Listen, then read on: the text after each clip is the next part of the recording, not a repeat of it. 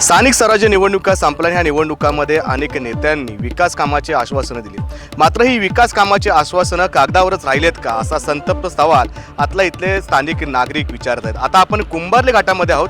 खरं तर कुंभार्ली घाट हा आता इथल्या येणाऱ्या स्थानिक पर्यटक असेल, स्थानिक नागरिक असेल, यांच्यासाठी मृत्यूचा सापळा बनत चाललेला आहे, अशी माहिती आता एलेक्स मराठी माध्यमातून आपल्या समोर येत आहे. खरं गेल्या काही वर्षापासून या घाटामध्ये जर बघितलं तर प्रामुख्याने हा रेलचेलीचा रस्ता मानला जातो, कारण कराडचा जो मेन हायवे आहे तो या घाटातून पास होत जातो. पण या घाटाची सध्याची जर तुम्ही अवस्था बघितलीत तर इथून प्रवास करताना अक्षरशः अंगावरती काटा आलेला पाहायला भेटतो.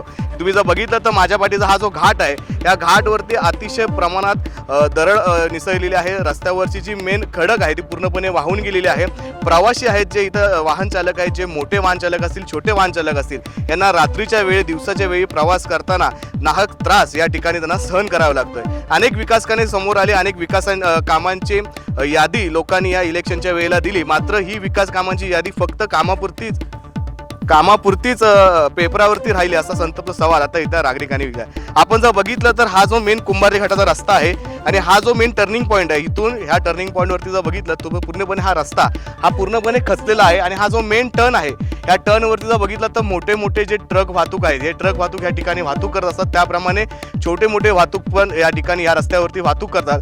सर्वात महत्त्वाचा मुद्दा या ठिकाणी असा उपस्थित होतो की आता कोकणामध्ये शिमगा चालू आहे आणि या शिमग्याची ओढ असताना अनेक चाकरमान्यांचं आगमन आपल्या गावाकडे होणार आहे. मात्र ह्या गावाकडे आगमन होत असताना त्यांच्या जीवाशी खेळतंय कोण, असा संतप्त सवाल आता चाकरमान्यांनी देखील उपस्थित केलेला आहे. तुम्ही माझ्या वाटेत बघू शकता की कशा प्रकारे रिक्षा चालक असतील, कशा प्रकारे कार चालक असतील, हे या ठिकाणी प्रवास करत आहेत.